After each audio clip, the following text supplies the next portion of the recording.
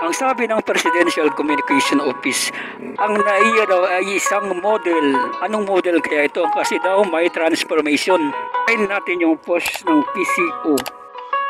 Presidential Communication Office, NAIA is becoming a model of efficiency and comfort under the PBBM administration. With faster processing, expanded terminals, biometric flight-to-gate systems, and sustainable upgrades, the airport is set to handle 62 million passengers. 62 million passengers a year.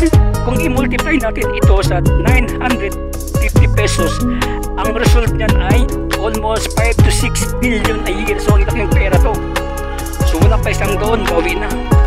62 million passengers annually, truly a symbol of our progress and our readiness to welcome the world. Grabe yung message ng PCO. Para bang gobyerno ang nag-aya sa NAIA, isa po itong private. PCO, si San Miguel po ang nag-transform sa NAIA.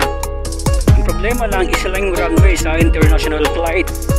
Ang ginawa lang ng San Miguel, pinalaki yung terminal at mga improvement, mga device, mga gadgets, yun, inayos niya. Hintayin na lang natin matapos yung Bulacan International Airport, 4 ang runway niya. Siyempre, may increase ito.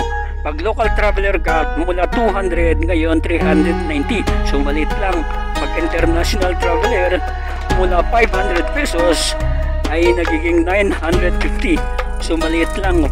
Kung ikaganda ng airport, okay lang. Kasi ang airport ay symbolize pride ng mga Pilipino. Hindi man siya kalakihan naging okay lang.